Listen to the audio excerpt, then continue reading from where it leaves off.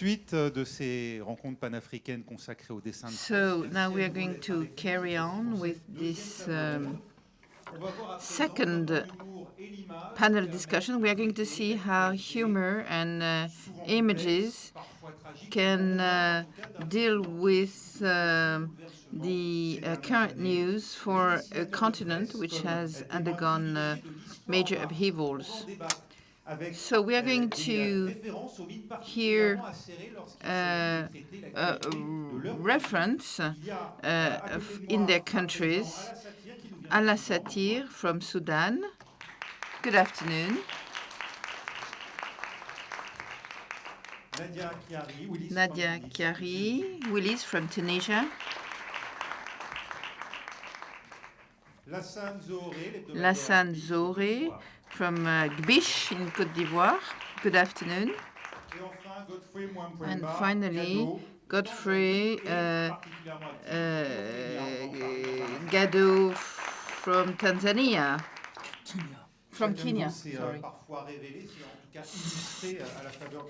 So each of you has been very active, and you are like journalists.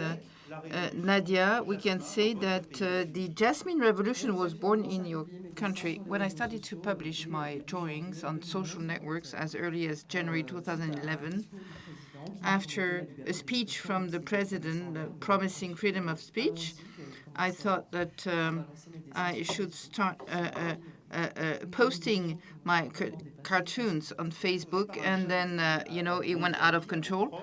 So that was for your relatives, for your family, and the escaped creature. Yes, it's like the Frankenstein beast.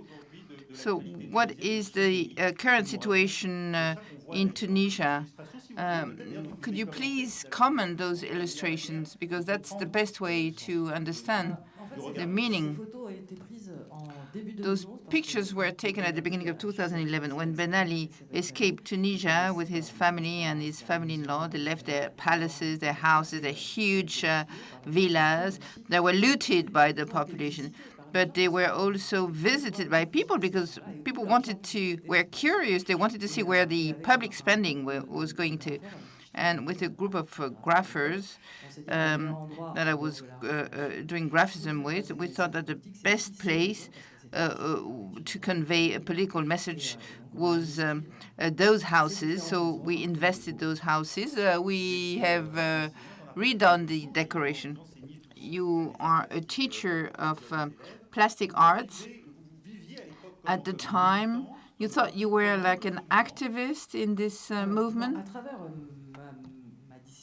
Well, through my discipline, cartooning, I decided to talk about things that are dear to me, to be part of supporting groups, to carry out awareness campaigns, and I'm quite dynamic in the Tunisian civil society with some associations.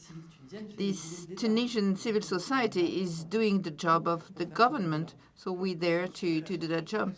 To censor censorship, is it still a reality in Tunisia today? And this cat is still accompanying the revolution.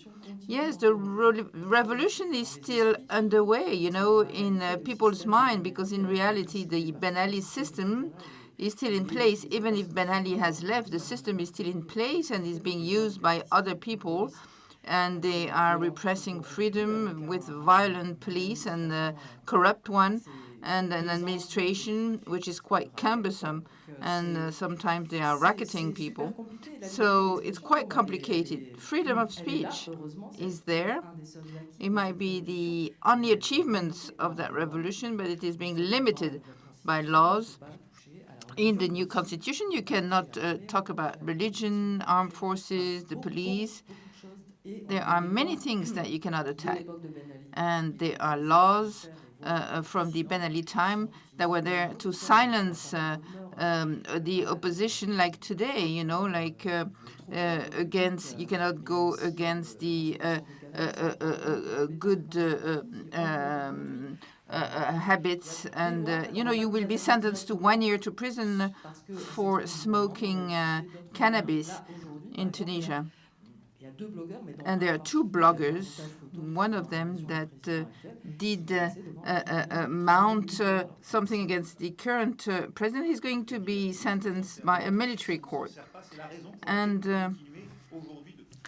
so you do continue to draw for Tunisians and not only for your relatives, because there was a reason for the cap. As long as we can express ourselves, we will be able to denounce all problems in our country. So that freedom of speech is extremely important.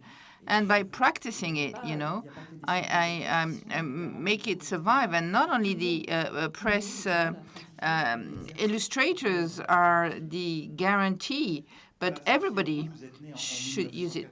Alaa, Satir, you were born in 1970 in Sudan, 1990 in Sudan, and till the Sudanese revolution, that was 2 years ago. How did you go through those events? Of course, yeah. I was born into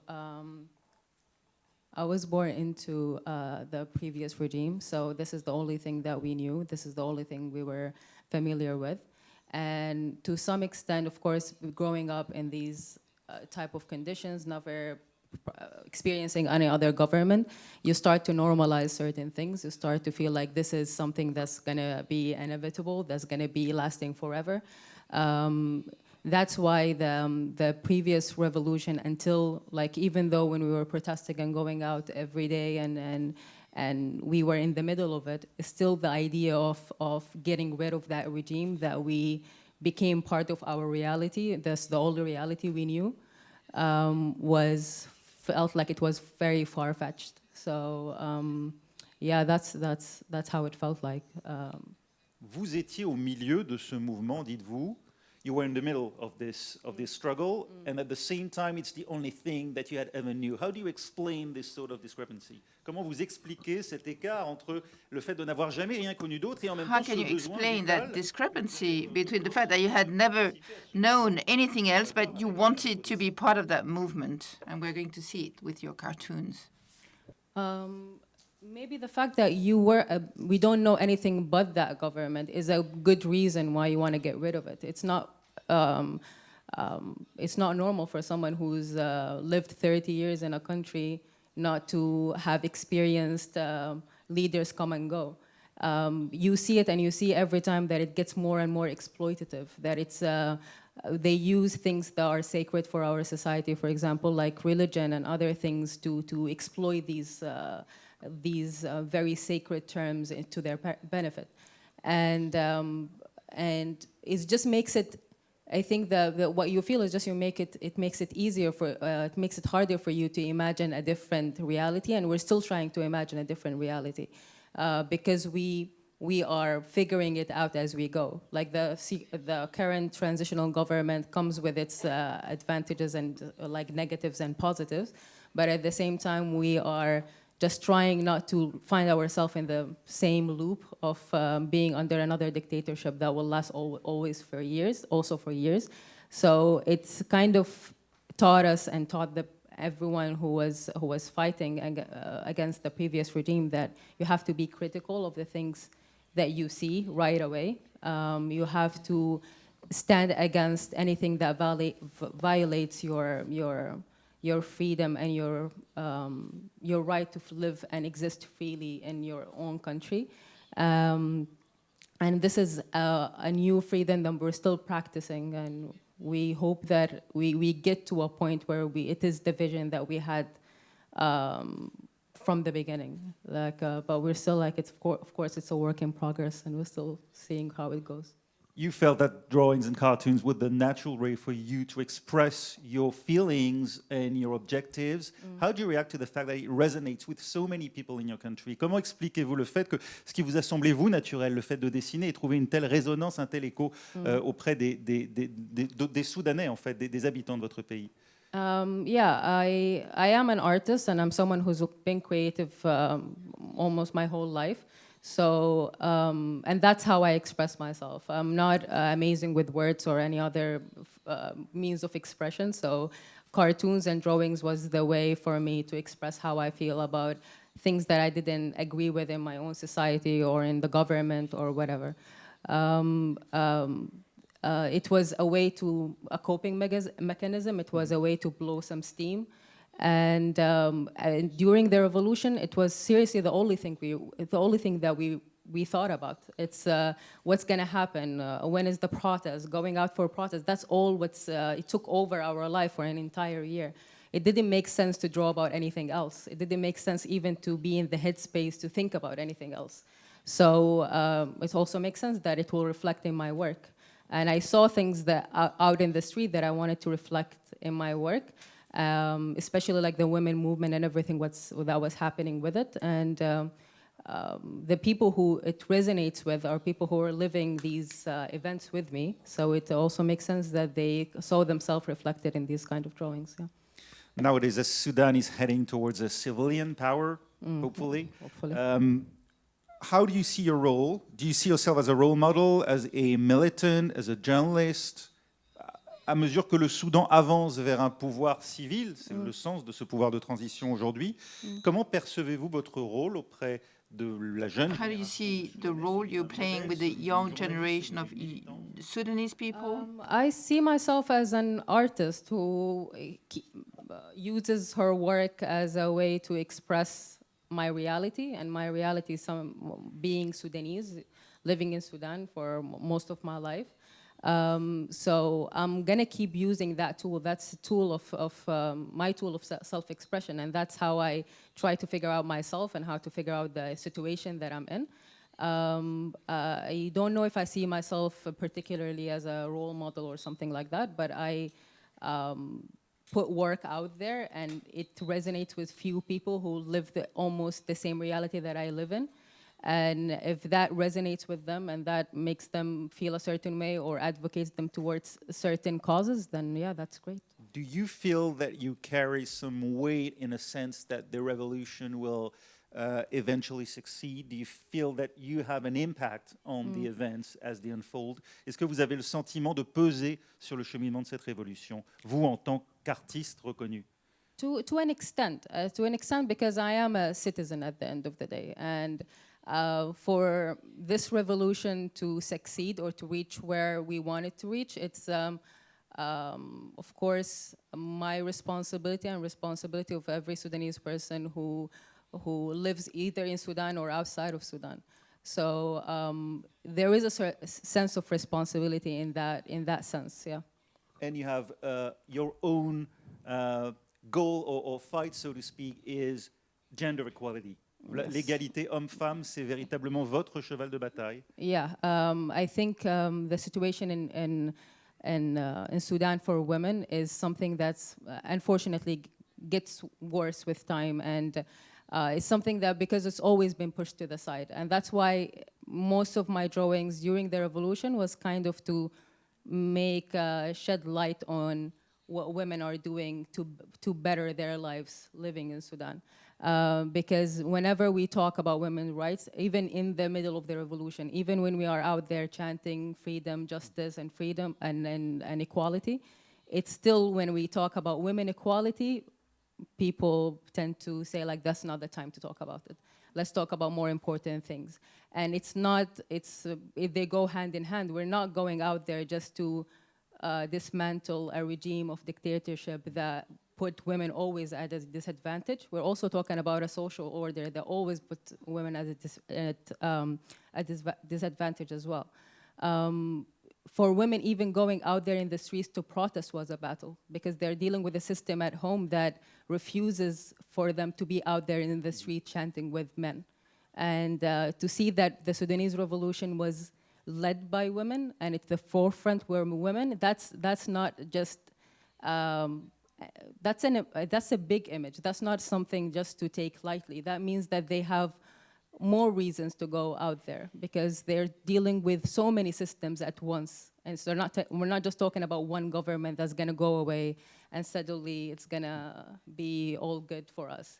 We're talking about families, we're talking about a social order, we're talking about a lot of systems at once working together to kind of silence us in a way, put our rights in in not as a priority. So it's important to just keep these chants and keep these demands that came from women alive, and to, in a way, document them, in a way to not let them die.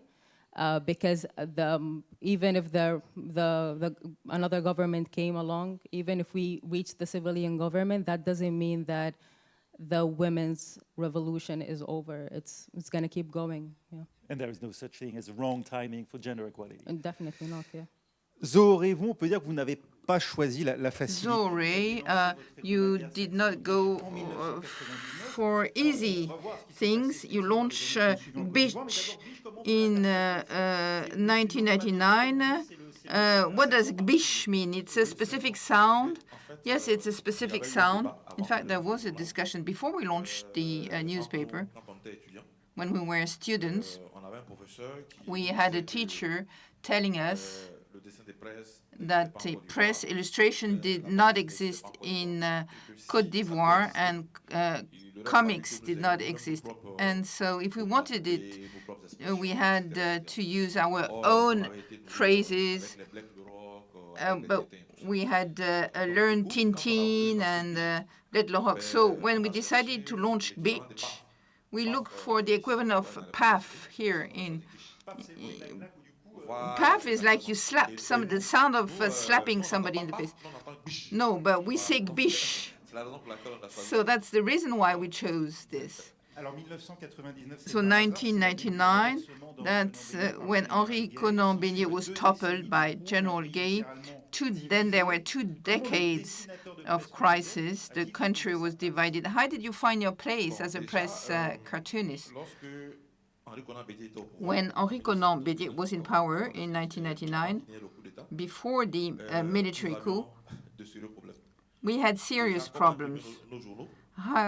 To print the newspapers was complicated. I was working in a pro-governmental newspaper, and these were the only ones that I could convince to print me. So I went to see the manager, who was like a father for me, and he said he was in agreement, but I had to give some deposits. So I was working little jobs, so I told all these people not to pay me, but to send the money directly to the newspaper's accounts. And that's how the governmental newspaper accepted to print me. But since it was a governmental newspaper, you could not openly criticize it. You had to go slowly, and you had to conquer your freedom of speech very slowly. When the military coup took place, that was our front page. But you know what people have remembered? FIA. They call it FIA. That's when Bish became popular. We did it over the phone. When the military people did the coup, we could not move around in the city. So over the phone, I called the different my fellow workers, and I told them what to do. And when we met, the newspaper was ready, all the articles were ready, the cartoons were ready, and that's how we managed to do this. This is General Gay. He's chasing the rebels. So during those 2 decades, have you managed to remain balanced, because not to be sided on... well, in fact, I think we've managed, because sometimes people are telling us that, we are supporting a given leader, and once I attended a discussion in a bookstore, I was going through the magazines, and then I heard somebody said, Bish is for Ouattara, and another one said, no, they are for Gbagbo. So in fact, by lamponing all players, after the crisis, during the post-electoral crisis, my niece, my wife's niece, was at home, and she had a military as a neighbor. And he called her, he said, so you are with the boss of Bish, who is he supporting? And he said, no, he doesn't talk about politics at home. I said, no, please let me know. Tell me, I just want to know. In fact, they were trying to,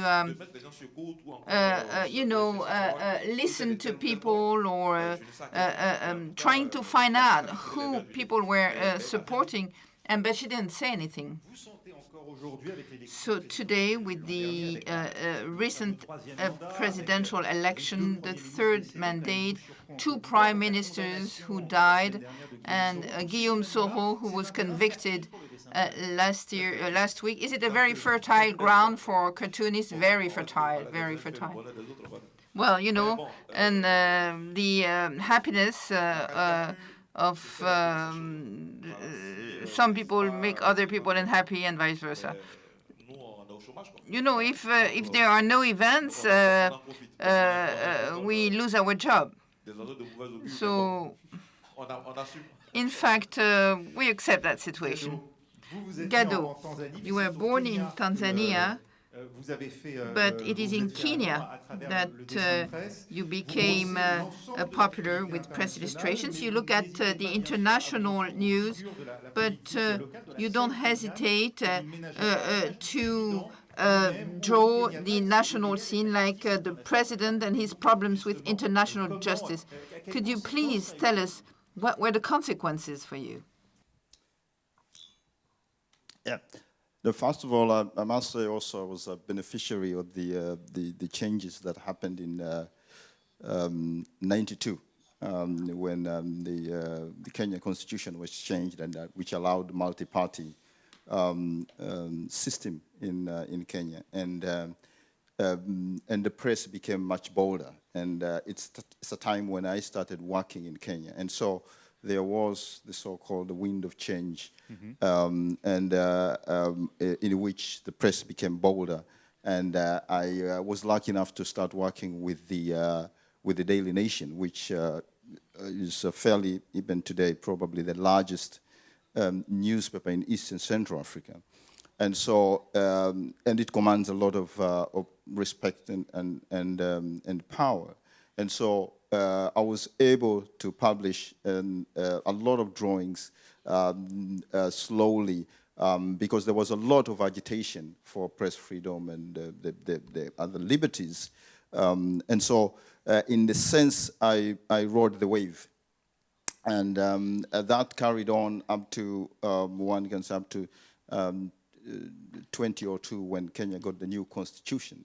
That was now again, another leap, which saw actually the press gaining more and more room in terms of, what the press could do. And apart from the press cartoons, I mean, there are a lot of also, my newspaper basically printed a lot of actual stories that were very sensitive. And so that over the years also carried on a lot of other artists and journalists, so to speak. But also, even after the new constitution, we've also seen that over the years, these gains have been eroding, and that is very important, and we have seen also this in many African countries. So the important bit is always, when it comes to the press freedom, is always also to protect the gains that we have attained. I mean, that is also more challenging than even fighting for more. So that has been a challenge. I mean, I personally been sacked from a newspaper because of that. There is still a case in court. I'm working with a different newspaper now. But that pressure is still there. I mean, as we are talking today, Kenya is going into an election next year, and we have seen over these last few years that also the press being captured in the sense of the interference from the politicians and the influence of politicians, especially those from the government side, and that actually tends to limit and tends to to limit the freedom of press.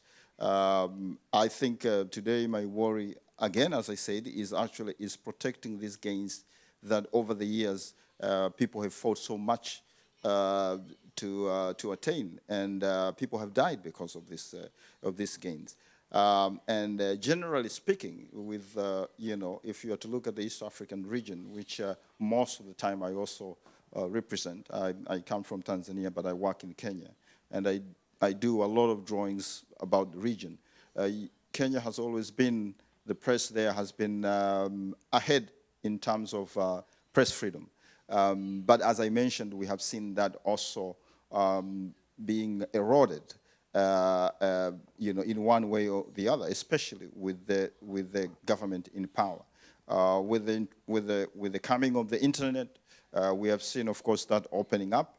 But also we have seen that also the government moving in there, arresting bloggers, arresting, threatening artists, and so forth. And so the challenge today, in my view, remain the very same.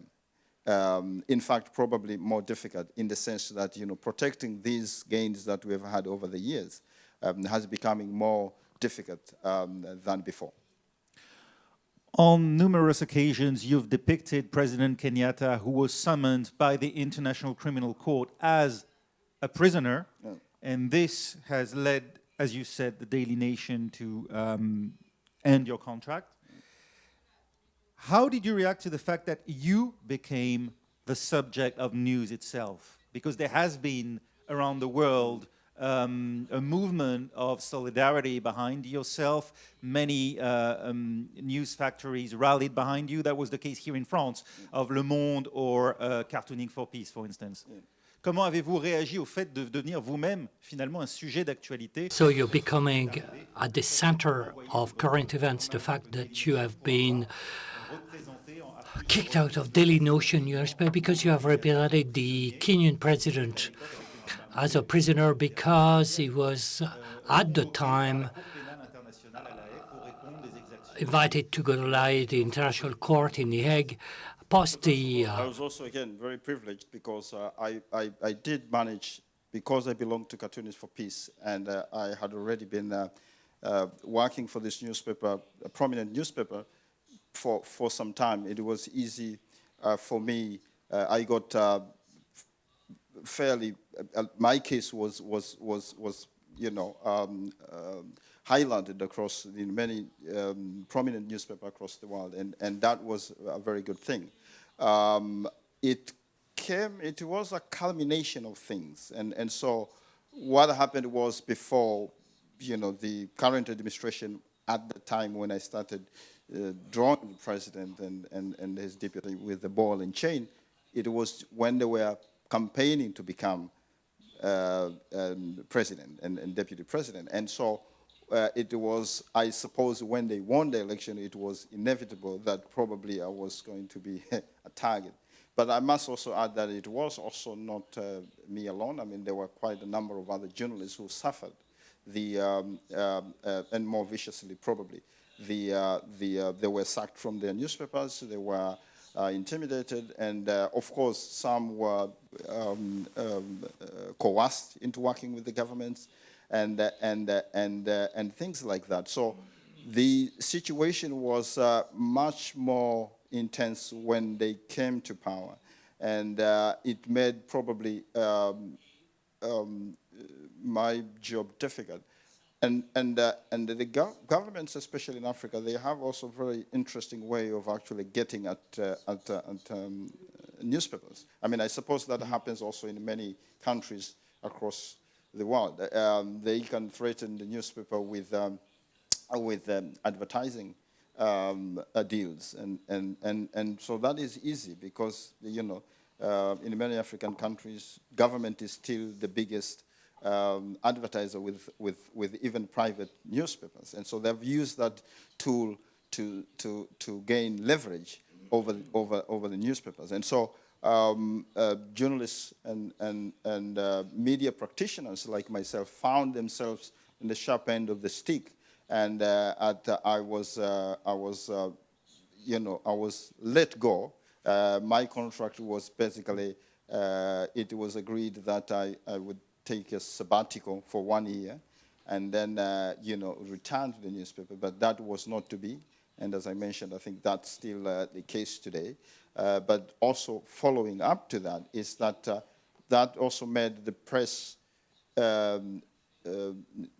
newspapers and the press much more afraid to confront the government in a much more direct way, much more afraid probably to take on the government, much more afraid probably to include columnists and media practitioners and journalists who are critic of the government. And so we've seen a situation where, yes, there is internet. A lot of journalists have also decided to publish, to use different platforms and put their stuff out there. But traditional newspapers and traditional media houses, they've made it difficult. And as I mentioned earlier, what you have seen is also the government has basically captured these institutions through coercion, through individuals, and so forth. And for you to become a new subject matter, how did it feel? Like cumbersome, awkward? It was very awkward. I mean, it was very awkward, I must say. It wasn't very good. I'm still not used to that. It's not something that you can get used to, of course, when you have, the journalists seeking you to interview you. You have journalists also going about to publish things. And so it was very cumbersome, but also the other thing was also you had also the government side and their supporters also, they used the social media also to say all manners of things about you. So it puts you and your family in a very awkward position because, they also put fake news, they put stuff out there that is not true, and you become part of it. So I had to learn how to deal with it. It's not easy. I still, from time to time, deal with it. But I think, as what is important is always to, keep your eye on the ball, especially in what you do. And in many ways, if you do that, that also insulates you from also from these politicians, and also, you are the so-called enemies from the other side. L'Afrique a un continent porteur pour le dessin de presse. Is Africa is a boosting country for press cartoons. We have heard it with Billy the Kid in the previous roundtable. Long tradition in Africa through oral tales, but also through cartoons and drawings. Yes, of course. We don't have the same reality across Africa. What is funny in Côte d'Ivoire can be badly seen or regarded in the next country. We've been lucky for a long time. We have this long tradition of self-criticism. We deal with extreme cartoons, and it's well received. With people like Kofi Longo, this character of yours, you lampoon powerful people. There's so much I could tell you when you look closely at things, so much to look at. There's so much different situations when you look at Kofi Longo, my character. For one period, I was working in an advertising company in the business district, people with computers. One time I went to a restaurant, I saw a guy with a suitcase that he opened. It was not filed inside our documents. It was his food. It was his briefcase, and his food was inside. That inspired me to create this character. But in Côte d'Ivoire, we see funny situation at every street corner, even among politicians, because the politicians are the most funny character you see on the street. In Tunis, you have this freedom of expression that newspapers cannot allow the fact that you're working out of newspapers. It's one way to share and to transfer a message, because when you make people smile or laugh, it's the opening of a dialogue, opening a discussion, so it softens the exchange. If I can make somebody who disagree with me laugh, it's a good beginning. Humor is very important, and satire, lampoon is very important. And you can share the same type of message while criticizing in a light way. You have the feeling you can deal with fields where journalists themselves cannot go by drawing. I'm not a journalist at all. Alaa, I'm a Tunisian citizen using press release, press illustration. I work for two newspapers in France, for one in Tunisia. I choose the topics I like best. No boss is going to tell me this or that. I feel totally free to express myself freely, especially topics that journalists will not deal with. Daily life topics, discussions, events, hunger. And I can see it through the work of my colleagues as cartoonists in Tunisia. Humor can make criticism more acceptable or more acceptable. Okay. Humor makes things that are not bearable more bearable. Humor makes things more bearable. I don't know if it's any useful. For the morale, it's very important. My current cartoons, I've seen disastrous situation in Tunisia. I don't know where to turn my head because we've got so many problems. So my only goal is to make people smile, to people in their rotten day. Alaa, Satir, your cartoons, you can see it on this book called title Africa. Typical cartoons, and it's not always humor. Sometimes it is more in symbol than in caricature. Yeah, I do use humor sometimes, but a lot of the times cartoons is a way to depict like a negative situation, and sometimes you just use symbolism and use other techniques to just try to get the message across and get them illustrate how negative it is. A lot of the times, though, I choose to draw women in more defined positions other than place them as victims, while also try to point out the problems, such as maybe this cartoons and the cover. It kind of shows that defiant side of women, or the strength in the way they're posing, because I feel like kind of we need these images as well. We need to. It's a way of empowerment, of showing another side, or seeing ourselves. You don't want to see sometimes if something that is and a drawing that reflects you, you don't always want to see yourself in that vulnerable and victimized position. You want to see yourself sometimes as someone leading a revolution, or leading a protest, or someone who's standing up for yourself. And I think it depends, and sometimes I use this technique and sometimes I use other techniques, and yeah. Do you follow closely the works from fellow cartoonists from the African continent? Est-ce que vous suivez de près le travail que font d'autres? Do you follow closely the work of other cartoonists? As much as I can, because it's the best way to kind of know what's happening in the region. At the same time, it just shows you how much every country has their unique situation happening, and how every cartoonist try to shed the light on the situation that's happening in their country is also a unique kind of approach.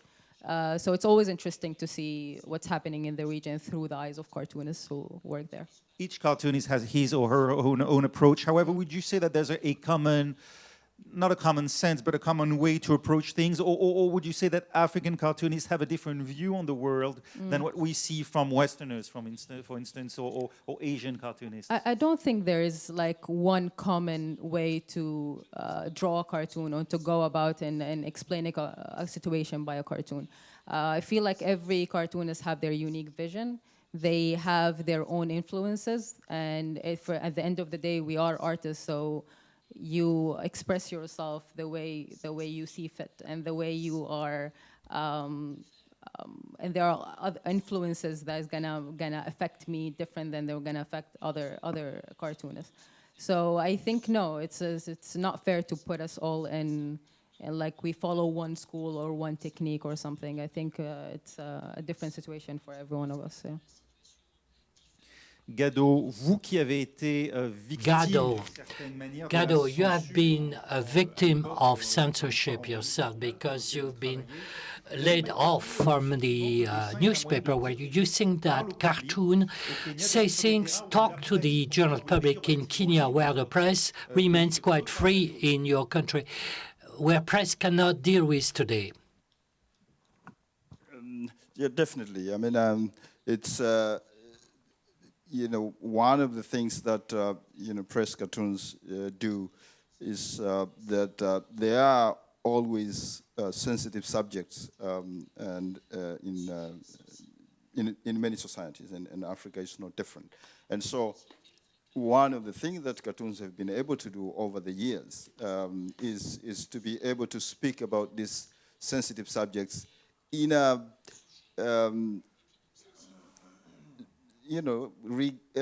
without fear or favor, but also most of the time also with the sensibilities that are required. And of course, most of the time we have seen that actually pricking the different whether the authority, religious leaders, and so forth. So, but definitely, personally, at the personal level, I've been able to discuss lots of other subjects that probably the print press would not dare to comment. They are, if it comes, for example, it comes to issue of religious issues, these are very touchy subjects in Africa, but I've been fairly able to discuss them. And of course, I've been actually long before the Mohammed cartoons in Denmark. I received threats from actually Muslims, and my newspaper was one time required to print an apology. So I have been a victim of Muslim leaders, Christian leaders, Muslims and Christians. And for me, it's understandable. I understand the sensibilities involved in there. There are also issues like LGBTQ issues that are also always seen as a taboo. And I've been able to very much discuss them in my drawings. And so that is a very important element in African press. And now also we are seeing that in social media, because it basically also opens up the floor for discussions, the floor for critique, which you don't always say, which you don't always see in your day-to-day press. So you have to explore all subjects, but you have to be cautious on how you do it? I think I'm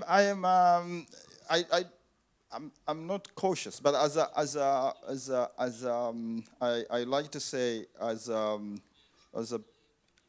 a journalist and a media practitioner, I think I also have freedom of choice, and so I choose my subjects. I don't run away from any subjects, but I choose my subjects.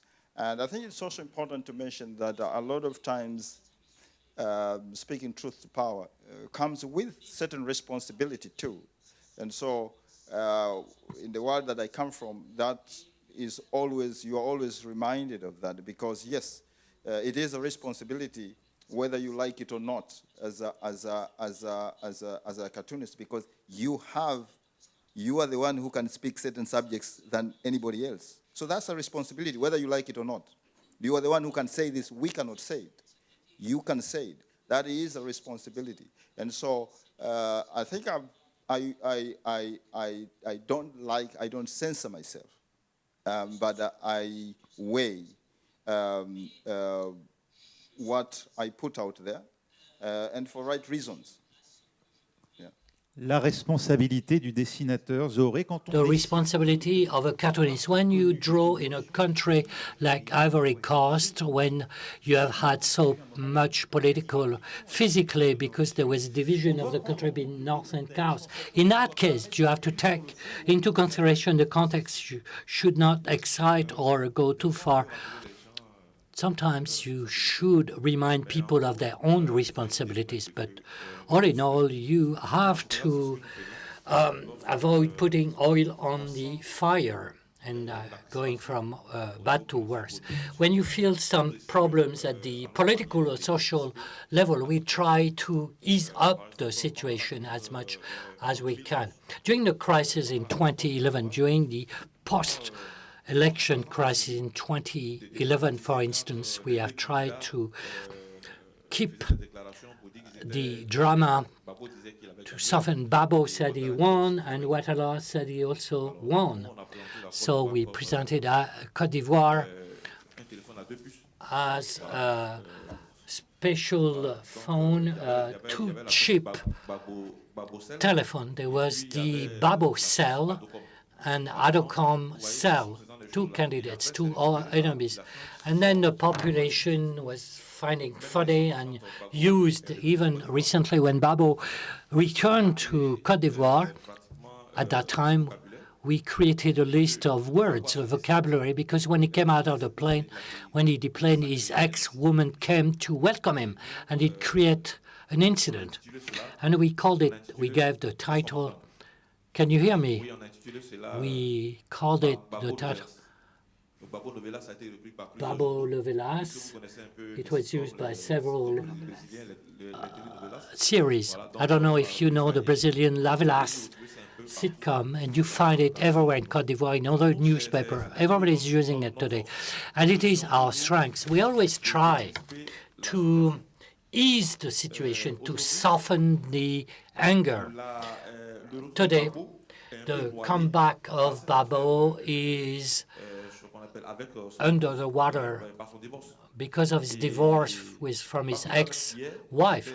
And just yesterday, they were appearing in front of the Court of Justice, divorce, to try to get a divorce from his ex-wife. So, Babo Levelas, the Brazilian series. Do you have fields, times, periods, or fields where we should not draw? No cartoon. I'm not going to do anything. I'm going to stay put. Not do, because the situation is so acute, so severe. So situations where we shouldn't be drawing. I don't think so. I don't think there is a situation where it's you should put limitations on yourself. I don't think self-censorship really is the solution for anything. Maybe there is situations like Gado said where you maybe have the choice not to say something, or maybe you don't have, at the end of the day, you are putting your opinion out there. Sometimes you don't have a solid opinion to put, and sometimes you don't have enough information. But certain topics where I feel like you shouldn't be expressing your opinion, and I don't think that's true. No. Vous qui défendez beaucoup la cause des femmes, par exemple, sur la tradition, sur la religion, il n'y a aucun sujet que vous vous interdisez de représenter? Sorry, I didn't. You're very much involved into gender equality. When considering religion, for instance, are there any topics, issues that you just don't want to draw by principle? Or symbols? If it depends on what kind of cartoon and why are you doing this cartoon? Why are you drawing it? Is it for as a way to like campaign for something. If you are campaigning for something, it's good to have the people you are drawing for on your side. So doing something that's very provocative, for example, and something that's gonna not sit well with or gonna ridicule some of the beliefs that the society has, it's not going to be good for whatever you're campaigning for. It's going to be counterproductive. It's going to be counterproductive, exactly. But if you're doing it for yourself because you want to express your personal opinion in your social media or whatever, then I don't think that's something that you should be allowed to do. But at the end of the day, I always feel like why are you drawing this cartoon and who are you targeting? And is it just to get something out of your chest, or is it because you want people to be on your side because you want to talk about a certain topic and you want to ally people and to gather people for a certain cause? So putting that in mind, I think it's important. Et vous, Willis, from Tunis, trop risqué, And you from Tunis, do you think it's too risky, not right for the Tunisian society, not right for the campaign you want to fight for? Have you been asking yourself this question? It's a matter of timing. Sometimes when there is a terrorist crisis, I don't feel like drawing. What am I going to say about a terrorist? What am I going to be able to say except expressing my solidarity with people who are suffering, hurt? But I would be unable to draw anything, a cartoon. It happens too often. But at times, I can feel in my guts there is a lot of tension, and people are very tense. People don't feel well. And I can say this drawing can wait for the day after tomorrow, but the drawing will remain the same. And I will publish it. Maybe not the day where things are very tense and critical. But the goal is for people to read my cartoon, to appreciate it, and understand when you don't feel well, people are not going to understand the cartoon and it's not going to go through. And I say to myself, it's going to wait 1 or 2 days or more. And when I feel like saying things, I do it. The difficulty is also drawing that people I fight against are not going to understand. And they might say, you see how these artists are bad people. And also when I deal or tackle ideology, when I lampoon this ideology, when I want to critical radical Islamism, I don't want that drawing to be used by the extreme right wing in France. So that drawing has to be efficient enough not to be used by my personal enemies, but this drawing has to be clear enough. At the same time, it's always delicate, difficult.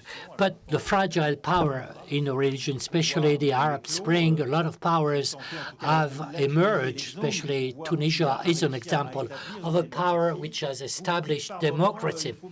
Do you sometimes believe that we have to protect this democratic gain? Criticize what you've not had the power to do during Ben Ali, under Ben Ali. No, democracy, well, we are more in a transition period. We're in the beginning of the democratic transition. It's not there yet. It's not. In the immediate years after the transition, just after the Arab Spring, under Ennahda, under the Islamic cloud, did you feel there was a comeback of censorship, the blasphemy or profanity, which becomes the new target of censorship? When the new constitution was drawn after the revolution, Ennahda, the Islamic, wanted to deal with Article 6 as to criminalize an attack against a profanity. And they were trying to find every excuse, because we're always attacked from all sides, left and right. Yes, freedom, they don't like freedom.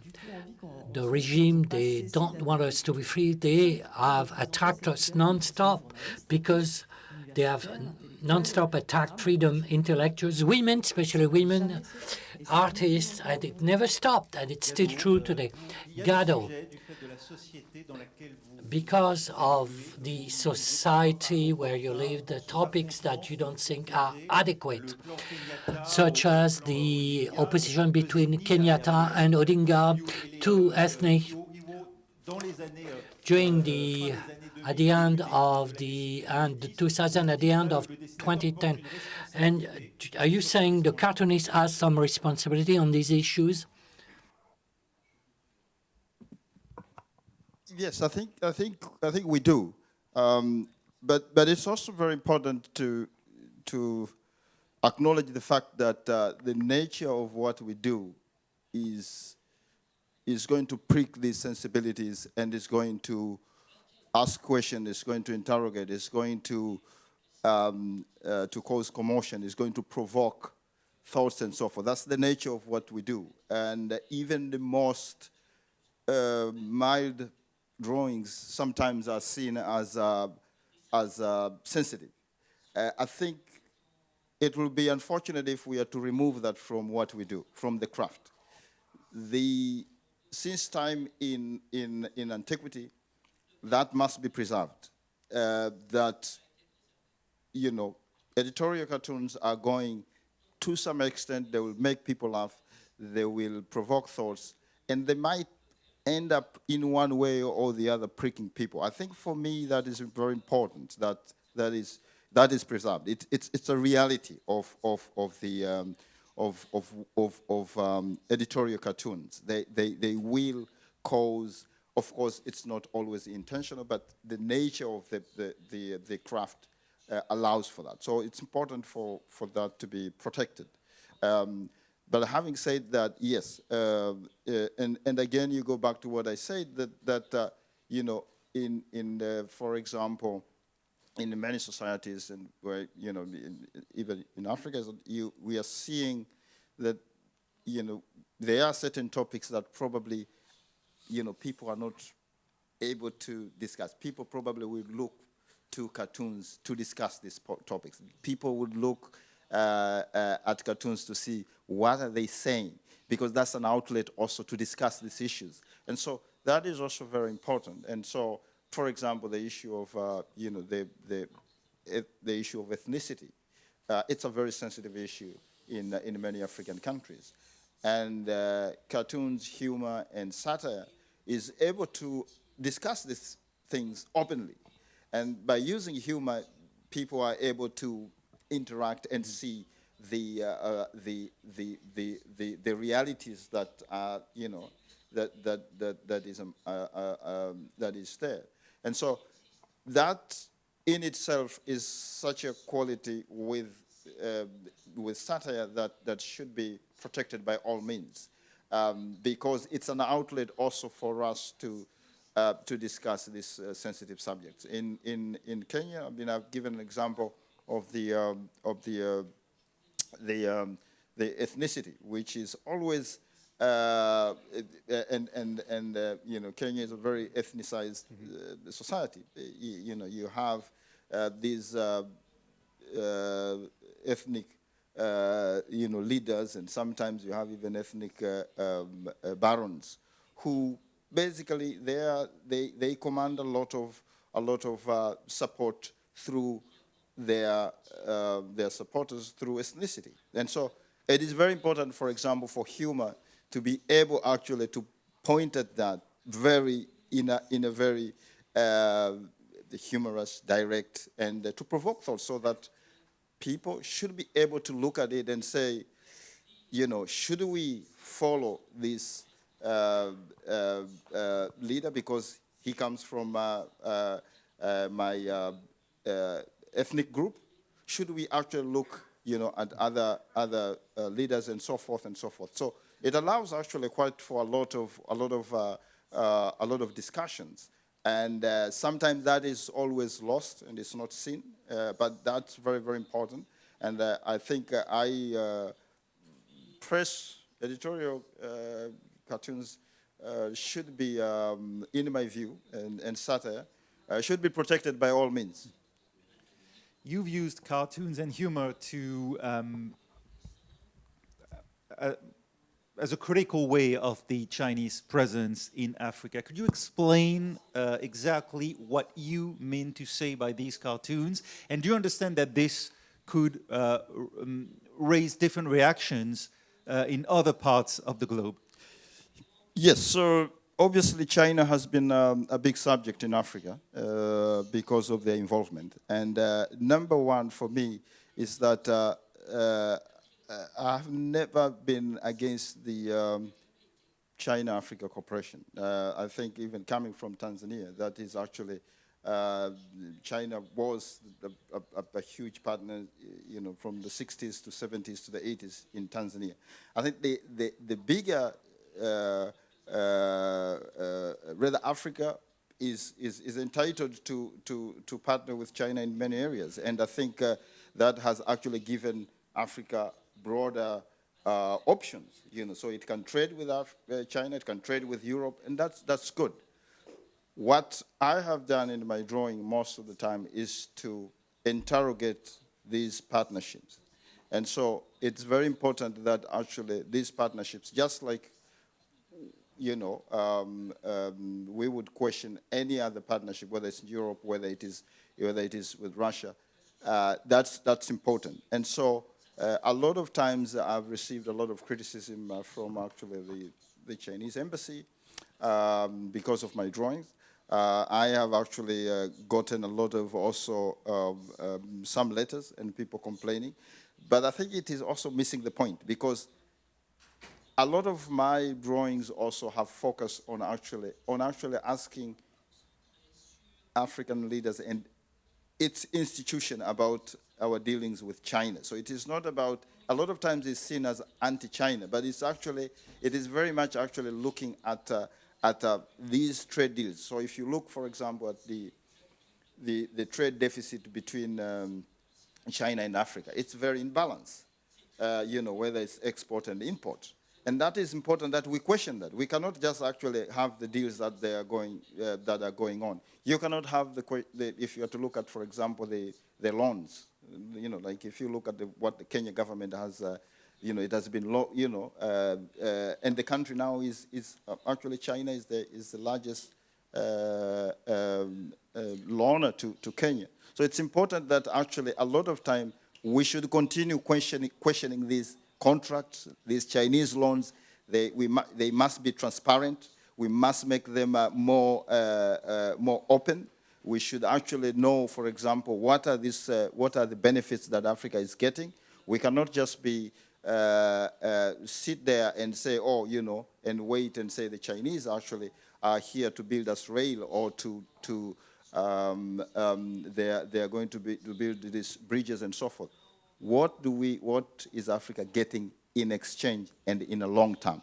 So humor and satire, of course, has been in the forefront in asking these questions. And I personally have actually done a lot of drawings, of course, and I've been attacked very much by certain quarters as being anti-Chinese. There is also the issue of democracy and human rights in China. What happens when actually the Chinese actually supports dictators across the continent? Should we sit quiet and just wait and because they're building roads and bridges? No, I think we should question that. And what is development? What is development? Is development about bridges and contracts and all that? So I think, for me, it's an opportunity to discuss these questions and these views openly, and we should continue, you know, to challenge and ask these questions about the relationship between China and Africa. You should face the scrutiny every day, and it's important that we raise these questions. Zohoré, c'est un sujet porteur, ça, pour les années à venir, pour les dessinateurs de presse. Zohoré, do you think that for the years to come, this is a topic? The Western presence has been caricatured in Africa. Do you think the Chinese presence it will be the same? for the years to come. Yes, I believe there's a battle, you know, between the Russians, the Chinese, the French on the African continent. And I think it's a topic that we need to address. We haven't addressed that topic so much unless when there is a very burning issue at the international level. But I believe these topics need to be addressed because they are recurring in Africa, even in Côte d'Ivoire. Maybe not the Russian presence, but the Chinese presence is stronger and stronger. So those, I think, African cartoonists need to look into this and give their opinion through their cartoons. Another topic that we've seen in different cartoons, the topic of migration, we've seen that in Tunis. And it's difficult to show humor. Yes, it's very difficult to be humorous. It's better to raise awareness. In Côte d'Ivoire, for example, it's a real phenomenon. You probably heard that there are many Ivorians amongst the migrants who die at sea. In Côte d'Ivoire, you know, we hear that it's not necessarily the truth, that some people pretend to be Ivorians and they're not Ivorians, but that's too complicated. But we know there are many Ivorians dying at sea. During the latest Coco Bull that we organized, the topic was the clandestine migration.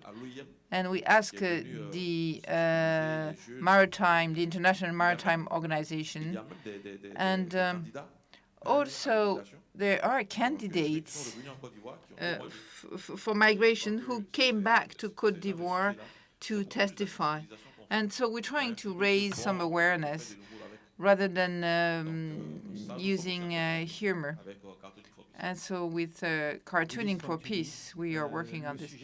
Now, in Tunis, the topic of migration, when you do your cartoons, is it for the Tunisian public opinion or for the Westerners? Is it the bad conscience of the Westerners? It's for both. It's for Europeans, but also to show another look, to explain the reasons why they're leaving their country. And very often it's because they are hopeless. And we talk about migrants, you know, but in fact they are individuals and they tend to be forgotten. We tend to forget why some people had to leave their life, their family, to join a European dream. And I'm trying to show that when people leave, it's because they do not have any hopes in their country. You know, they are unemployed. There's a lot of misery. I organize a lot of workshops in Tunisia. I've organized some workshops in detention camps for minors and with cartooning for peace, people working on torture. And I had those people draw, and they tend to draw boats and the Italian flag and Lampedusa. So the dream is to leave, you know. And I'm talking about young people in a difficult situation. But when I talk to other social classes, young people, their dream is to leave. And I denounce that in my cartoons, the fact that they don't want to stay. I denounce the reason why they're leaving. And sometimes I run out of arguments to tell them that they should stay. So that's why, you know, the social distancing and the barrier. Yes, I've drawn a parallel with the health crisis with the Tunisian and Libya and Algeria. Well, this is for the French, right? When you're talking about the barrier gestures. Well, I was drawing a parallel with what was happening in Europe with all these social distancing and the reality in our countries. Well, today we're living the same thing, but I wanted to say that we are distant. well, the conflicts in Sudan, the wars, have led to many displaced people. The displacement of populations is a topic that you feel you have a responsibility for in Sudan? Do I feel like I have the responsibility to discuss To these topics? depict this social reality, I haven't done that much, and or to raise consciousness. but yeah, it is something to talk about, because the living situation, especially now in Sudan, is kind of deteriorating, and the economic situation is getting worse, and the people find it, even with the hopes that came with the revolution and everything, still people are finding it very hard to stay in Sudan and to be able to just go about everyday life with very main problems happening, and like very main. If you spend your whole day looking for like basic things and spending so much time to get your basic needs, it is very hard to stay in a situation like this. And as much as we are advocating, yes, of course, of building a new Sudan and everything, but also at the same time, you just feel sometimes for your people. It's not something that you. I'm not going to be advocating for people to stay, for example, if it's better for you and your family to leave the country if it doesn't give you what you need. So it is like I feel that Balancing confliction within myself. So it's maybe reason why I haven't been talking about it so much, because it is I have that conflict that even within myself. So whether to stay after we're trying to bring change to the country, or to leave because you just need to live a life that is just easier for you and for your family, basically. Merci. Je crois qu'il nous reste un quart d'heure. Thank you very much. I think we still have 15 minutes, so maybe we could take questions from the audience, and I will summarize the question. Voilà, je ne sais pas si vous avez compris. Alors, do you understand? Oui.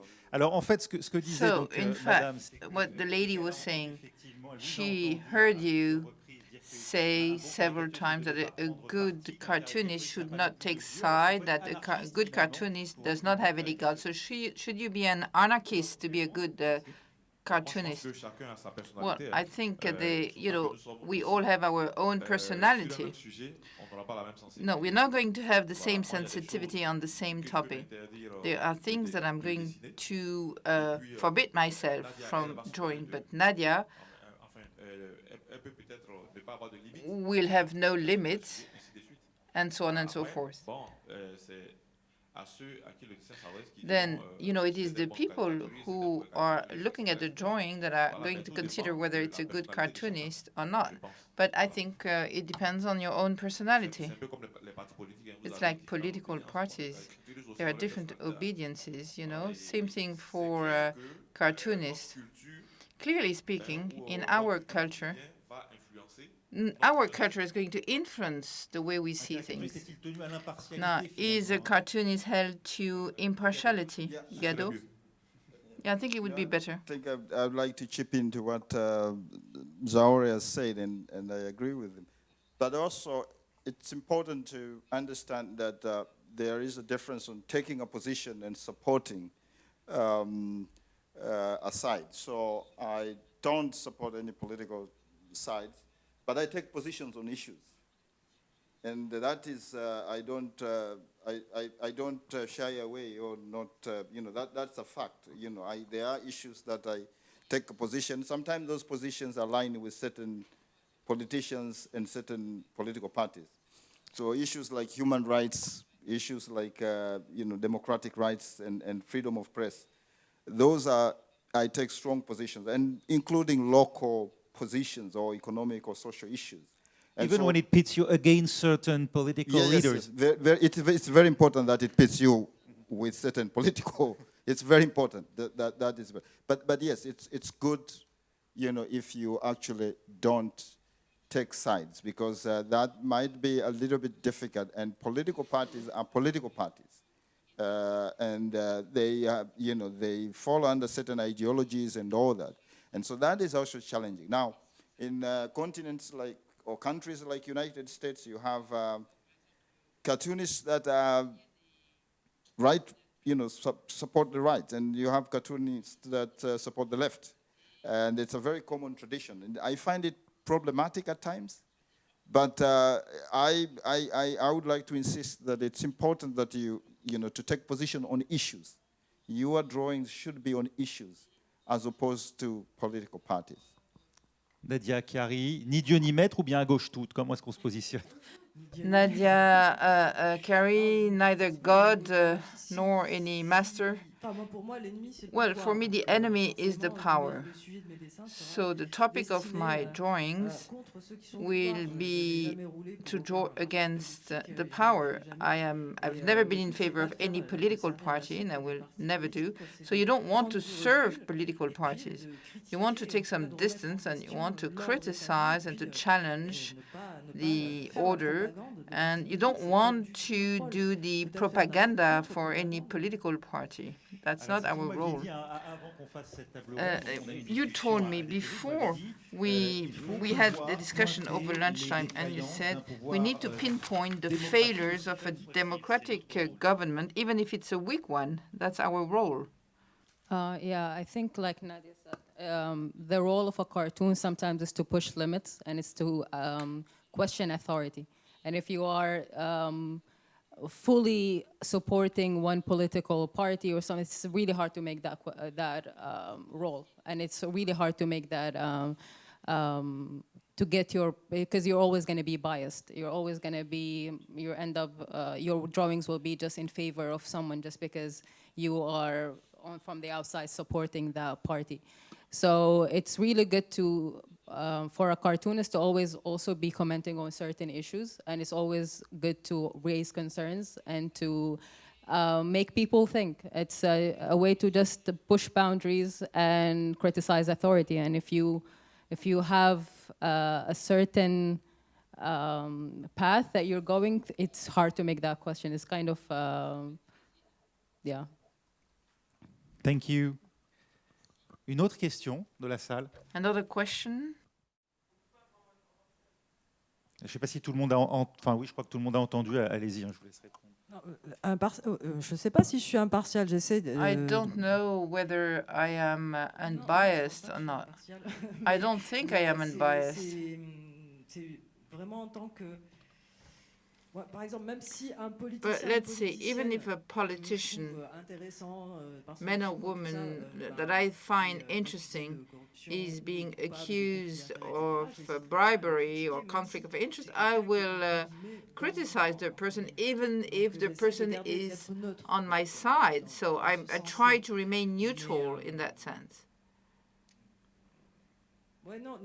En fait, et puis je ne fréquente pas de politique. And I don't meet with politicians because this could influence somebody. You know, if you know the person. Et donc là, non, je me tiens très très loin. No, I stay far away from ties. You know, I don't like ties. Well, we meet with them, but we criticize them when necessary. Le mot de la fin. Merci, Laure. Okay, thank you very much. Merci à Nadia Chiari alias Willis from Tunis. Merci à Alaa Satir, à Zohoré et à Godfrey Mwambemwa Gado. Et merci à vous tous.